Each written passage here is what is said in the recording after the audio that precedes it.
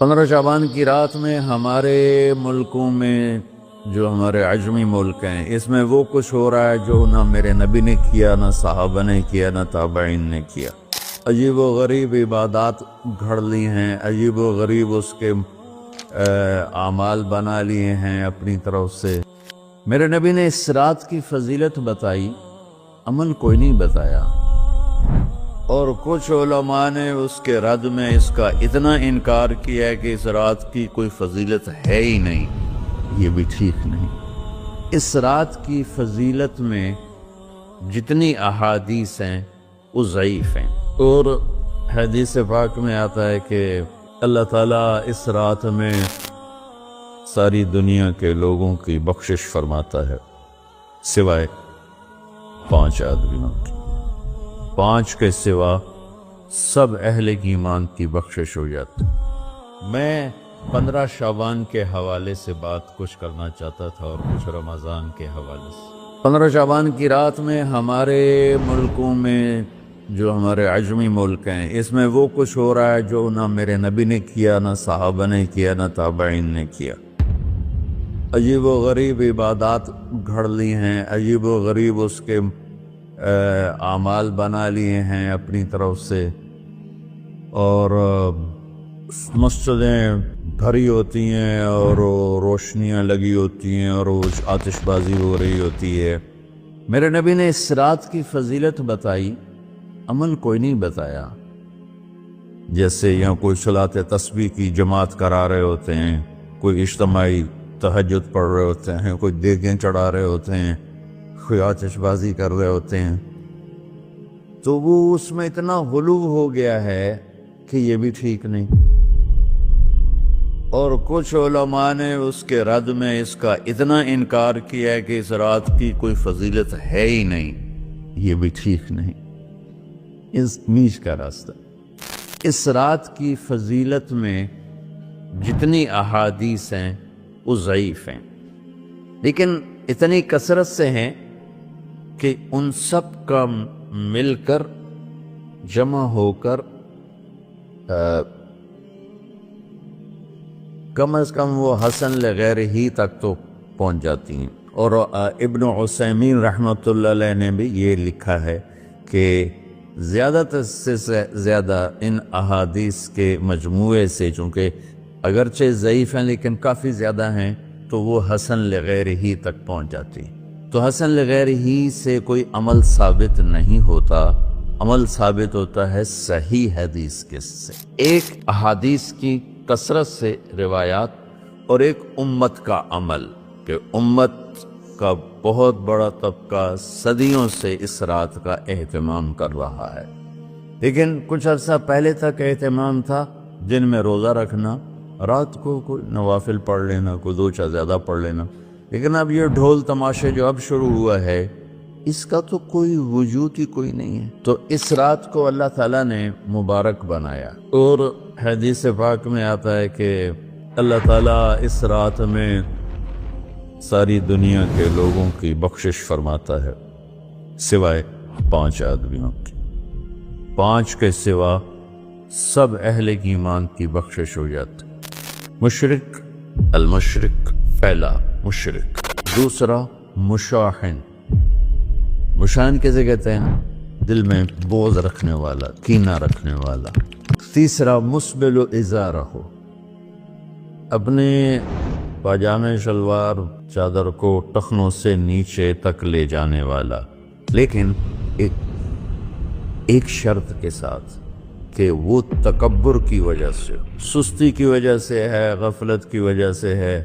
چونکہ جب آپ نے ایک مرتبہ اس کے بارے میں بات کی تو حضرت ابوبکر صدیق نے کہا یا رسول اللہ، میری چادر، عرب چادر باندھتے تھے جیسے ہمارے پنجاب کا لباس چادر تھا، اب وہ کم ہو گئے۔ ہماری تو بزرگ عورتیں بھی اور مرد بھی سب چادر باندھتے تھے، شلوار تو کسی کو پتہ ہی نہیں ہوتا تھا ہمارے بچپن میں۔ یہ تو پھر آہستہ آہستہ جب تعلیم آئی تو شلوار دیہاتوں میں بھی اور شہروں میں عام ہو گئی۔ تو اگر وہ اس لیے لٹکا رہا ہے کہ طبیعت میں تکبر ہے، پھر اس وعید کا وہ حقدار ہے۔ اگر ویسے اس کی نیچے جا رہی ہے تو میرا مالک ایسا، وہ تو ہے ہی رحیم و کریم، ہے ہی رحیم و کریم، ہے ہی رحیم و کریم.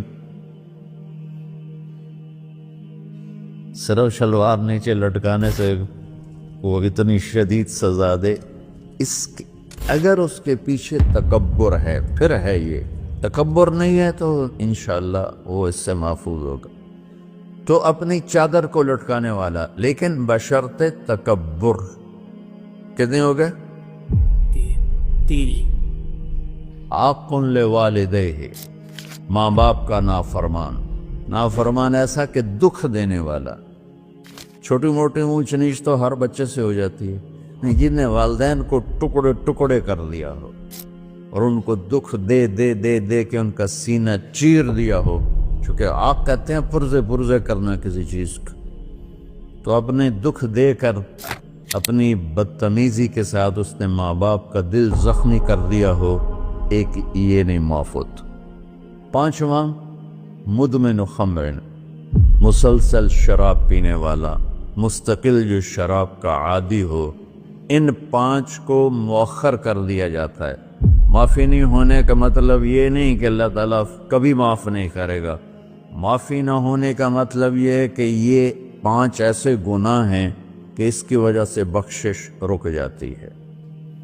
اگر وہ شرک سے نکل آئے، وہ کینہ سے نکل آئے، وہ تکبر سے نکل آئے، وہ والدین کی نافرمانی سے نکل آئے، شراب چھوڑ دے، تو ان کی بھی بخشش ہو جاتی.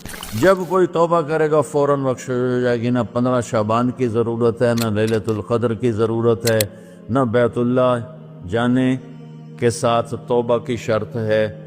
جہاں بھی وہ بیٹھ کے توبہ کرے گا، جس لمحے میں کرے گا، اسی وقت اس کی توبہ قبول ہوگی اور اللہ اس کے پچھلے سارے گناہوں کو معاف فرما دے. دن کا روزہ، رات کا قیام، زیادہ قیام سے مراد نوافل ہیں. کوئی گھر میں پڑھ لے، کوئی مسجد میں پڑھ لے. نوافل، نفلی عبادات گھر میں ہی افضل ہوتی ہیں. میرے نبی سنتیں ہمیشہ گھر سے پڑھ کے آتے تھے. تہجد اپنے گھر میں پڑھتے تھے، مسجد میں نہیں پڑھتے تھے. سوائے اعتکاف کے آپ اپنے نوافل، سنتیں سب گھر میں پڑھتے تھے، اور مسجد میں صرف فرض آ کے ادا فرماتے تھے. اور اس کے بعد بیٹھنا ہوتا تھا تو بیٹھ جاتے تھے، اٹھنا ہوتا تھا تو اٹھ جاتے تھے. تو اعتدال اللہ کو ہر چیز میں پسند ہے. دنیا جو مختصر ہے اس میں کیسے پسند نہیں ہوگا؟ آخرت جیسے معاملے میں بھی اللہ ہم سے کہہ رہا ہے اعتدال، امتن وسطا. ایسے عیسائیوں کی طرح ترک دنیا بھی نہ کرو، یہودیوں کی طرح دنیا کے پیچھے نہ پڑ جاؤ. رزق کے حلال بھی کماؤ، اپنے بچوں کو بھی دیکھو، اپنے فرائض کو بھی دیکھو جو دنیاوی ہیں، اور اللہ سے بھی اپنا معاملہ ٹھیک کرو اور درست کرو. بعد کے زمانے میں صحابہ کے بعد سے ہی ایک انتہا پسندی امت میں آئی. ساری رات جاگنا. فلاں بزرگ تھے، وہ رسے سے اپنے بالوں کو باندھ لیتے تھے کہ نماز پڑھتے پڑھتے جب نیند آئے اور جھٹکا لگے تو رسے سے بندھے ہوئے بالوں سے اس جھٹکے سے تکلیف ہو اور ان کی آنکھ کھل جائے اور پھر نفلوں میں شروع ہو جائے. ایک فلاں بزرگ تھے، وہ اپنے آنکھوں میں نمک کا سرمہ لگاتے تھے تاکہ آنکھیں جل جائیں، اور اس میں وہ جلن پیدا ہو جائے، نیند اڑ جائے. یہ ایسے واقعات بھرے پڑے ہیں. فلاں بزرگ تھے، انہوں نے 30 سال عشاء کے وضو سے فجر کی نماز ادا کی. یہ اپنی جگہ پہ بزرگی ہے، لیکن یہ بھائیوں یہ دین ہم پیش نہیں کر سکتے. فلاں بزرگ تھے، وہ 30 سال سے ستو کھا رہے تھے کہ روٹی کھانے اور ستو کھانے میں 70 دفعہ سبحان اللہ کا فرق پڑ جاتا ہے. تو روٹی کھائیں تو 70 دفعہ سبحان اللہ کم کہہ سکتے ہیں، اور ستو کھائیں تو 70 دفعہ سبحان اللہ زیادہ کہہ سکتے ہیں. تو لہٰذا ان کا مجھے تو 30 سال ہو گئے، میں تو ستو کھا رہا ہوں، میں تو روٹی نہیں کھا رہا. یہ دین نہیں ہے. یعنی یہ وہ دین نہیں جو ہم انسانیت کو پیش کر سکیں، یہ تو لوگوں کو دوڑانے والی بات، یہ رہبانیت کی شکل ہے۔ یہ وہ دین نہیں جو ہم لوگوں کو پیش کریں گے تو وہ کہیں گے واہ واہ واہ واہ کیا دین ہے بھائی قبول کرو۔ یہ ایک قسم کا غلوف آیا۔ میں ایک حدیث سناتا ہوں، بخاری شریف میں بھی ہے، مجھے اب ہر شے بھول گئی، لیکن وہ ہے نہی الغلوف، اس طرح کر کے آپ لوگ زیادہ جانتے ہوں جو پڑھ رہے ہیں کہ غلوف سے نہیں۔ حدیث آپ کو سب کو یاد ہوگی کہ 3 صحابہ آئے اللہ کے نبی کے گھر اور پوچھا کہ اللہ کے نبی رات کیسے گزارتے ہیں، تو گھر والوں نے کہا سوتے بھی ہیں، جاگتے بھی ہیں، کھاتے بھی ہیں۔ تو وہ تینوں آپس میں کہنے لگے وہ تو نبی ہیں، سوئیں بھی تو کوئی بات نہیں، اور شادی ہے کوئی بات نہیں، ہم تو نبی نہیں، ہمیں تو کچھ کرنا چاہیے۔ ایک نے کہا کہ میں ساری زندگی روزہ نہیں چھوڑوں گا، ایک نے کہا کہ میں ساری زندگی سوؤں گا نہیں، ایک نے کہا میں ساری زندگی شادی نہیں کروں گا۔ تو دیکھنے میں تو واہ واہ کیا بڑی بزرگی ہے بھائی، بڑے بزرگ ہے۔ ہمارے نبی کو پتہ چلا آپ نے تینوں کو بلا لیا، کہ تم مجھ سے زیادہ اللہ سے ڈرنے والے ہو، میں تم سے انا اتقاکم یا اخشاکم، الفاظ آپ لوگوں کو زیادہ یاد ہوں گے لیکن مفہوم میں صحیح پیش کر رہا ہوں۔ آپ نے کہا میں تم سے زیادہ اللہ کو جانتا ہوں، تم سے زیادہ اللہ سے ڈرتا ہوں، میں سوتا بھی ہوں، میں کھاتا بھی ہوں، میں روزے بھی رکھتا ہوں، میں چھوڑ بھی دیتا ہوں، میری بیویاں بھی ہیں، میں اپنی بیویوں کے پاس بھی جاتا ہوں۔ تم دین میں غلوف سے بچو، پہلے امتوں کو ہلاک کر لیا دین میں غلوف۔ دنیا میں غلوف یعنی انتہا پسندی، ایکسٹریمسٹ ہونا، دنیا ہو یا دین ہو دونوں میں اعتدال بچو، اللہ تعالیٰ کو پسند ہے۔ تو شعبان کے حوالے سے ایک علماء کا طبقہ اتنا رد میں گیا کہ ایسی نفی کر دی کہ جیسے ہے ہی کچھ نہیں، یہ بھی غلط ہے۔ ایک طبقہ وہ ہے جو پتہ نہیں کیا کچھ کرتا ہے شب برات کے نام پر، وہ بھی غلط۔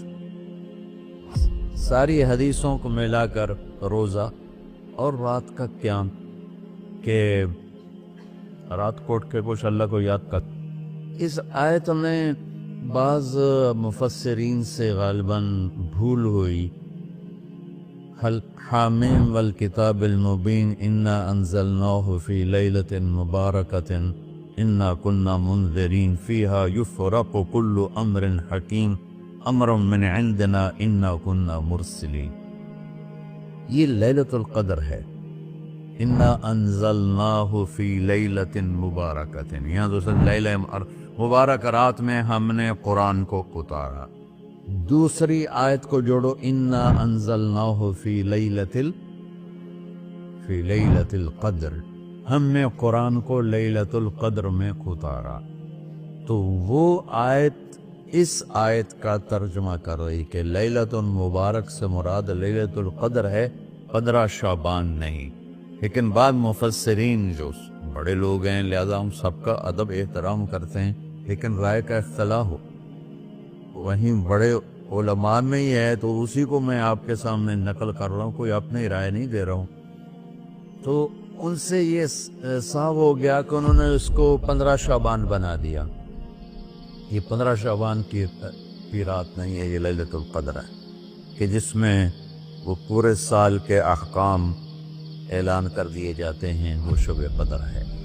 اس میں بھی معافی ہوتی ہے، اس میں بھی معافی ہوتی ہے، لیکن شب قدر تو قرآن سے صحیح احادیث سے ثابت ہے، اور شعبان کی رات ضعیف حدیثوں سے ثابت ہے، لیکن کثرت حسن لغیرہ اور امت کا عمل اس میں بہت بڑی گنجائش پیدا کرتا ہے۔ تو جو بچہ روزہ رکھنا چاہے ضرور رکھے، جو رات کو اٹھنا چاہے ضرور اٹھے، لیکن وہ کتنا نہ اٹھے کہ صبح سبق میں سویا پڑاؤ، تو ایسی عبادت نہیں چاہیے کہ آپ اپنے طلب علم جو فرض ہے اس میں آپ سوئے پڑے ہوں، تو تمہارے خوراکوں سے سبق بھی متاثر ہو رہا ہو۔ تو اعتدال بچوں، ہر چیز میں اعتدال. تو اس میں یہ جو 5 ہیں، ایک مشرک، ایک مشاہن. مشاہن کون ہے؟ جو دل میں کینہ بغض رکھتا. اب میں کہاں سے آنسو لاؤں اس بات پر رونے کے لیے کہ ایک تو دنیا داروں کا بغض کینہ ہے آپس کی لڑائیوں سے، لیکن یہ جو دیندار ایک دوسرے سے بغض، اس قدر بغض رکھتے ہیں کہ کافر بنائے بیٹھے ہیں، ایک دوسرے کو سلام کا جواب نہیں دیتے، جنازے میں نہیں شریک ہوتے. اس کا جرم واپس جاتا ہے تاجروں کو نہیں، حکمرانوں کو نہیں، خطیبوں، نادان، ہر خطیب نہیں، نادان خطیبوں کو، جو ہر مکتبہ فکر میں موجود ہیں، جو اس شدت کے ساتھ اوروں کی نفی کرتے ہیں اور اپنے آپ کو صحیح کہتے ہیں کہ جیسے باقی سب جہنمی ہیں، سب کافر ہیں، اور صرف ہم ہی صحیح ہیں اور ہم ہی جنت میں جائیں گے اور کوئی جنت میں نہیں جائے گا. تو جو کہ اس میڈیا کے ذریعے سے بہت سی امت سن رہی ہے، تو میں دیکھو بچوں ہاتھ جوڑتا ہوں اللہ کے واسطے، دین پیش کرنا، کافر کافر کے نعرے مت لگانا، اور یہ کافر وہ کافر، یہ کافر وہ کافر. اللہ بڑا کریم.